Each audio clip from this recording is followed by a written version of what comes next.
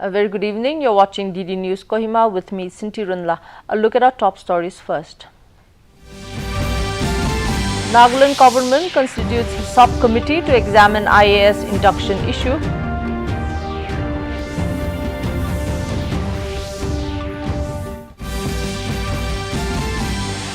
Advisor Dr. Kekrilhule Yome encourages students to continue learning through creative expression.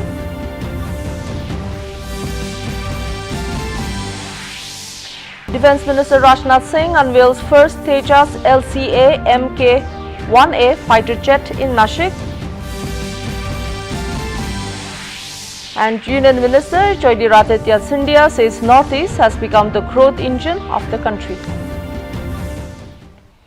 Now the details. Against the backdrop of the Joint Coordination Committee's demand to cancel the proposed induction of a non-NCS officer into the IAS cadre, Nagaland government has constituted a subcommittee headed by Deputy Chief Ministers T.R. Ziliang and Y. Patton. Briefing media persons last evening after a cabinet meeting, government spokesperson and Minister for Power K.G. Kenya said the controversy arose from a March 10 advertisement which mistakenly stated that only NPSC entry point officers were eligible for IAS induction. He clarified that the clause was a bureaucratic procedural lapse as the file was not routed through the Chief Minister and the Cabinet was unaware of the error. The advertisement, he said, was withdrawn and reissued on March 27 after removing the NPSC only condition. Kenya emphasized that according to the IAS rules of 1954 and 1997, the method of entry, whether through NPSC or other services, does not determine eligibility for IAS induction. Instead, factors such as integrity, service record, performance and loyalty are considered. The Chief Minister added that inducting officers from other services is not a new practice but one that has existed for decades, citing examples of past officers inducted into the IAS from non-NPSC backgrounds since the 1970s. To resolve the ongoing impasse, the Cabinet has formed a subcommittee comprising Deputy Chief Ministers T.R. Ziliang and Y. Patton, Minister K.G. Kenya, Minister Mitsubu Chamir and the Chief Secretary. The committee will meet the agitating organizations on October 20th to find an amicable solution. On the Frontier Nagaland Territorial Authority issue, Kenya said the state government has already submitted its recommendations to the centre. While many points have been agreed upon, some areas require further reconsideration. He informed that a separate subcommittee has been constituted by the PNAR department along with ENPO officials to address the crux of the unresolved issues, reportedly concerning the dissolution of the FNTS Executive Council. Kenya expressed optimism that the centre will act sincerely and expedite the process, confirming that Article 371A will not be amended. Instead, a state-specific provision may be introduced through an ordinance or a State Assembly Act to implement the proposed administrative framework. The project-based Learning Fair 2025 Nagaland was held today under the theme Strengthening Project-Based Learning and Micro-Improvement Across the State at Agri Expo, Chumukedima. A total of 77 government schools with 320 students and 160 teachers from Newland, Chumukedima and Dimapur districts participated in the fair, showcasing innovative projects and creative learning outcomes. Speaking on the occasion as honorary guest, advisor of school education and SCERT, Dr. Kekrilhule Yome expressed delight at witnessing the Grand Mela where children and teachers came together to showcase their projects. He remarked that the exhibition reflects a strong emphasis on project-based learning, which will greatly benefit both students and educators in various ways. He encouraged students to continue learning through creative expression as even simple concepts like shapes introduce new vocabulary and enhance understanding of the world. Yome noted that many students narrated stories drawn from their real-life experiences and added that storytelling not only enhances creativity but also nurtures empathy, kindness and a sense of care among learners. UMA lauded the integration of skills and curriculum showcased through the projects and encouraged organizers and partners to expand such initiatives across all schools in Nagaland. The event was organized by the Department of School Education, Government of Nagaland, in collaboration with the State Council of Educational Research and Training, Samagra Shiksha, Mantra for Change, Education Above All, and Shiksha Lokam, Catalyzing Education Leadership.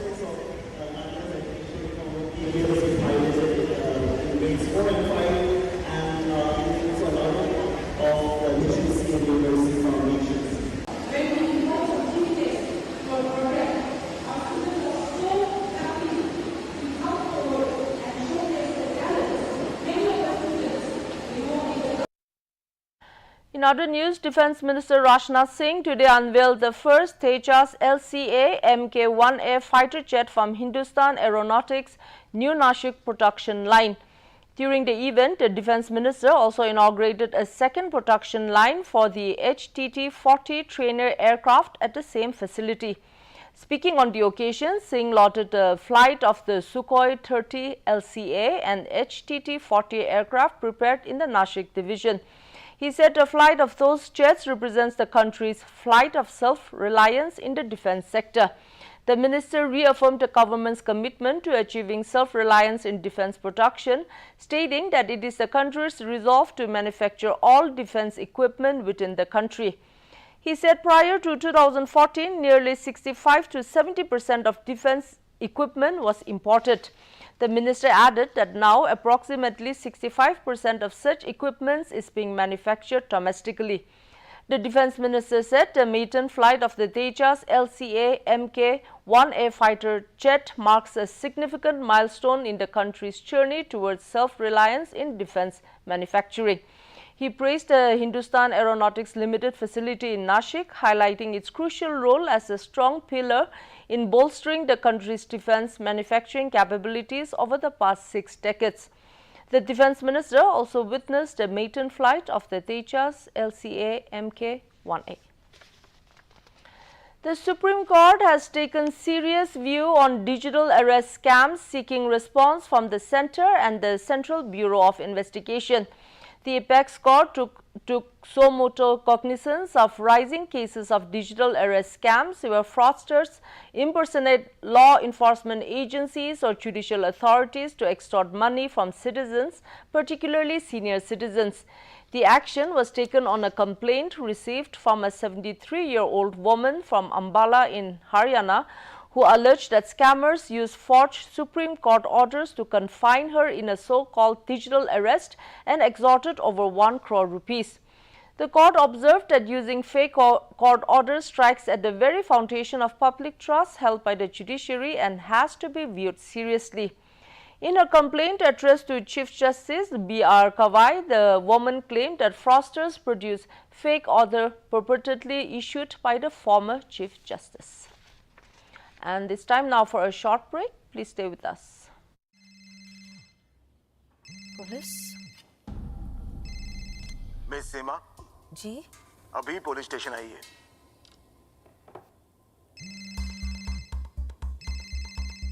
रुकिए वरना घर आ जाएंगे। क्यों? लेकिन मैं अकेले दूसरे कमरे में जाइए। आपका बेटा हमारे कस्टडी में है और आप डिजिटल अरेस्ट में हो। Digital arrest?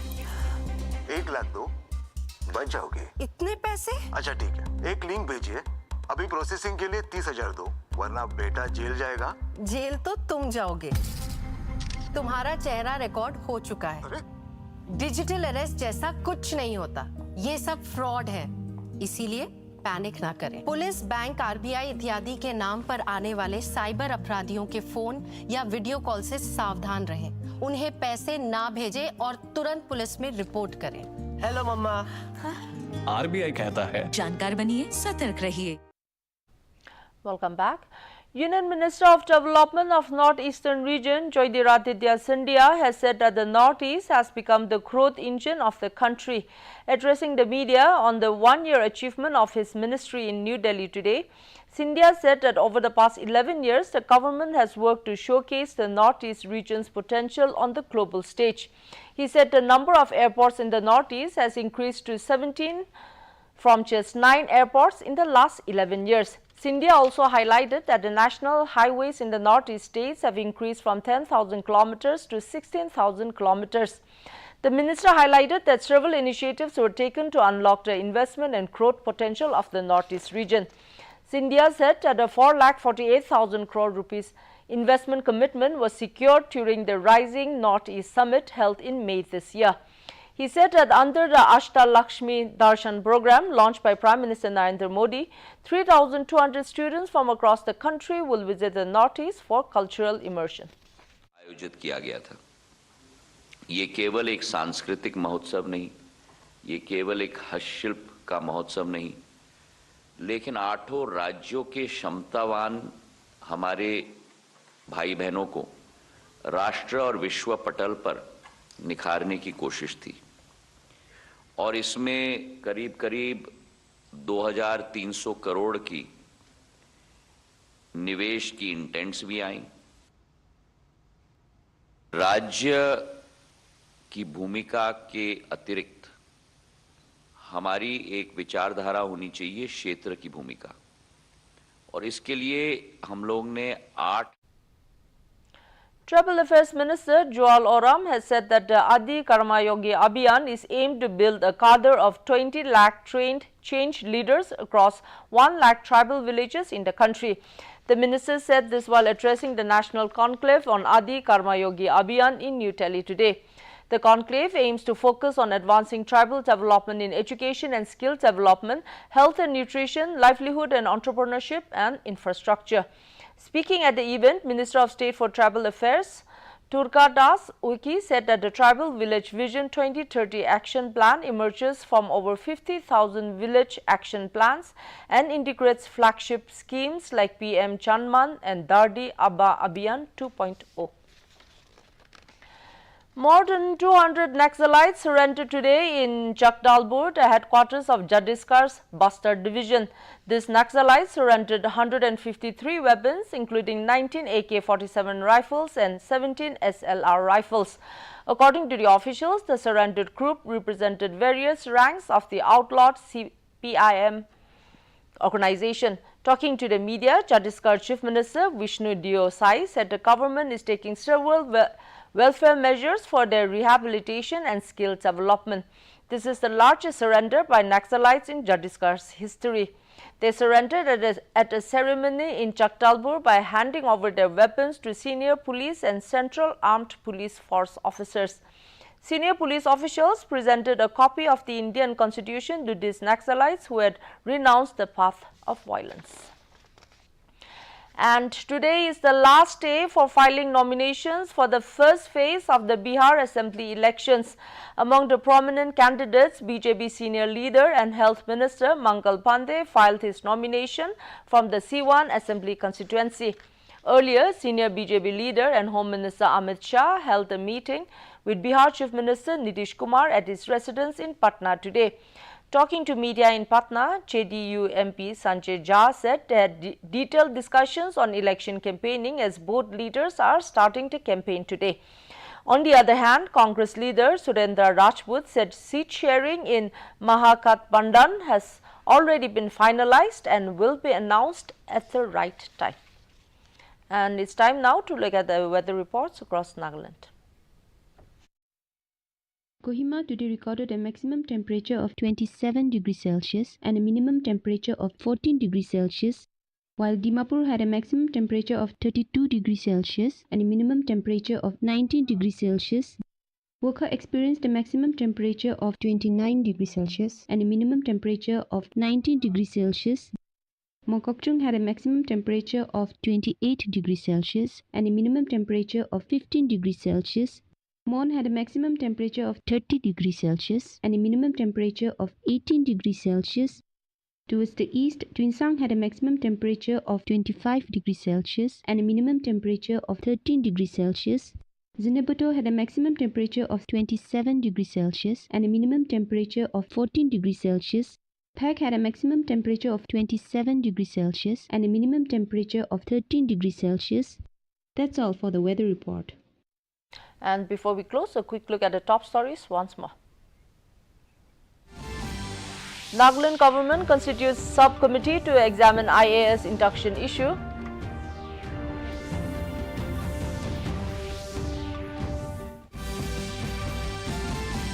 Advisor Dr. Kekrilhule Yome encourages students to continue learning through creative expression.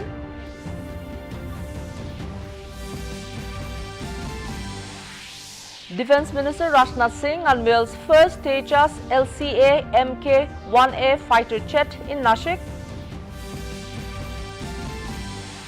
And Union Minister Jyotiraditya Scindia says Northeast has become the growth engine of the country.